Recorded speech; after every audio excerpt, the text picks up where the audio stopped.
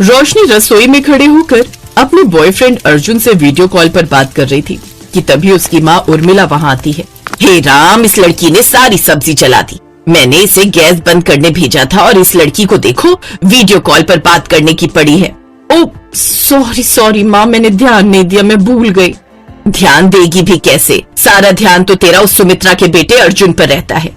अरे 24 साल की हो गई लेकिन तुझे अभी तक चाय बनानी भी नहीं आती, फिर ससुराल में जाकर खाना कैसे बनाएगी। रोशनी अपने पड़ोस में ही रहने वाले अर्जुन से प्यार करती थी। अब उसकी शादी की उम्र हो चली थी लेकिन रोशनी को खाना तक बनाना नहीं आता था। उसकी इस आदत से उसकी माँ काफी परेशान थी। तो वहीं दूसरी तरफ अर्जुन अपनी भाभी के बनाए हुए खाने में कुछ न कुछ कमी निकालता रहता।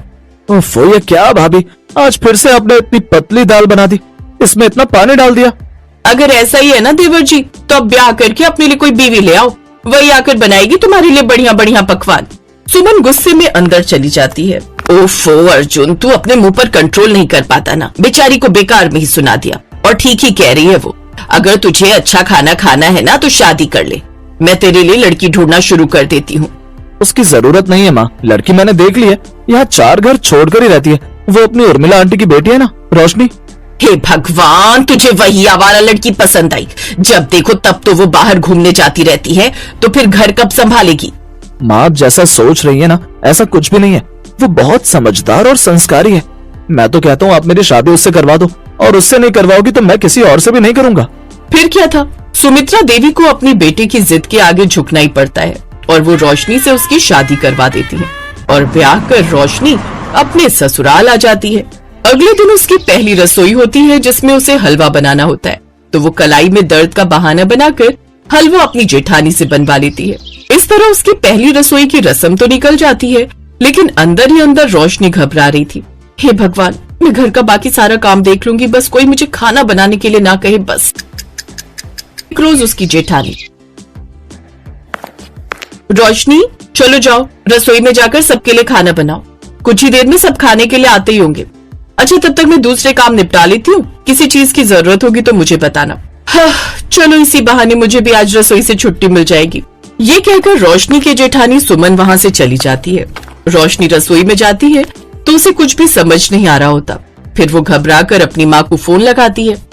माँ, मुझे खाना बनाने के लिए बोला गया है, लेकिन तुम तो जानती हो ना मुझे खाना बनाना नहीं आता। तभी तुझे कहती थी सीख ले, लेकिन तू मेरी सुनती कहाँ थी। माँ, मुझे डर लग रहा है और तुम होगी मुझे अभी भी ताने देने में लगी हो।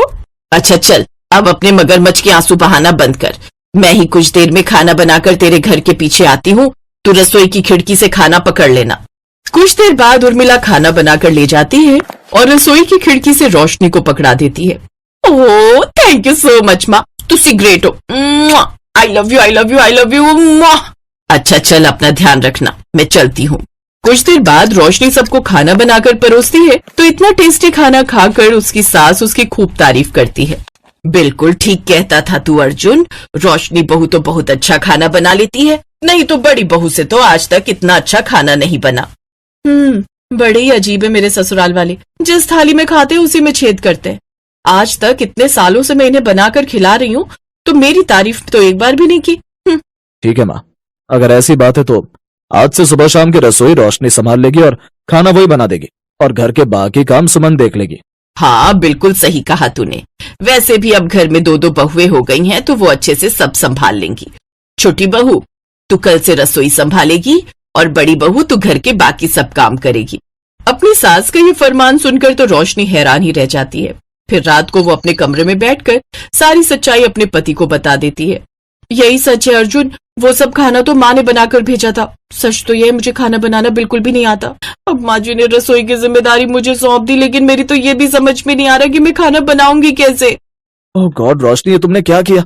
अगर तुम्हें खाना बनाना नहीं आता था तो सीधे सीधे कह देती, लेकिन अब इस तरह तो तुमने मेरी बेइज्जती करवा दी।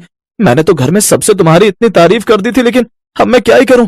हाँ आइडिया, मैं माँ को सब सच बता देता हूँ, वो अपने आप तुम्हें खाना बनाना सिखा देंगी। नहीं नहीं नहीं नहीं नहीं, मैं नहीं चाहती कि ऐसा करके आप सारा भांडा फोड़ दो। आप टेंशन मत लो, जब तक मैं खाना बनाना नहीं सीख जाती ना तब तक मैं माँ से खाना मंगवा लिया करूंगी। अब तो ये रोज का ही हो गया। वो रोजाना ही अपने पति को कहकर चुपके से अपनी माँ के घर से खाना मंगवा लेती और सबको बिना कुछ बताए वो खाना परोसती। इस तरह सभी उसके खाने की खूब तारीफ करते। अब तो रोशनी को पका पकाए खाना मिल जाता तो वो सीखने की भी मेहनत नहीं करती। ऊपर से पड़ोस में मायका होने के कारण वो जब मर्जी उठकर वहां चली जाती। ऐसे ही सब चल रहा था। एक रोज घर पर कुछ मेहमान आ जाते हैं तो उसकी जेठानी उससे कहती है, रोशनी मैं जल्दी से बाजार जाकर सब्जी ले आती हूँ, तब तक तुम खाना बना लो। जी ठीक है भाभी। सुमन सब्जियां लेने बाजार चली जाती है। उधर रोशनी लगातार अपनी माँ को फोन करे जा रही थी, लेकिन तबीयत खराब होने के कारण वो सोई हुई होती है और रोशनी का फोन नहीं देख पाती। कुछ देर बाद सुमन बाजार से लौट आती है। क्या बात है रोशनी, तुमने अभी तक खाना नहीं बनाया? रोशनी काफी घबरा जाती है और लड़खड़ाती हुई आवाज में कहती है, वो घर में कुछ सब्जी नहीं थी सिवाय इस करेले के। अब मेहमानों को करेले थोड़ी न खिलाएंगे, इसीलिए मैं आपके आने का मेरा मतलब इस सब्जियों का इंतजार कर रही थी। आप जाइए, मैं खाना बना लूंगी। लेकिन सुमन को उस पर शक होता है और वो वहीं दरवाजे के बाहर खड़े होकर सब देख रही होती है। वो देखती है कि रोशनी लगातार फोन पर फोन मिलाई जा रही थी। कुछ देर बाद उसकी माँ उठा लेती है। अरे यार, माँ कहाँ चली गई थी? पता है तब से कितने फोन कर रही थी। अच्छा अब जल्दी से ना कुछ अच्छा खाना बनाकर पकड़ा दो। वो क्या है ना, आज घर पर मेहमान आए हुए हैं। अच्छा ठीक है, मुझे थोड़ा टाइम दे, मैं बना कर ले आती हूँ। लेकिन सुमन उनकी ये सारी बातें सुन लेती है।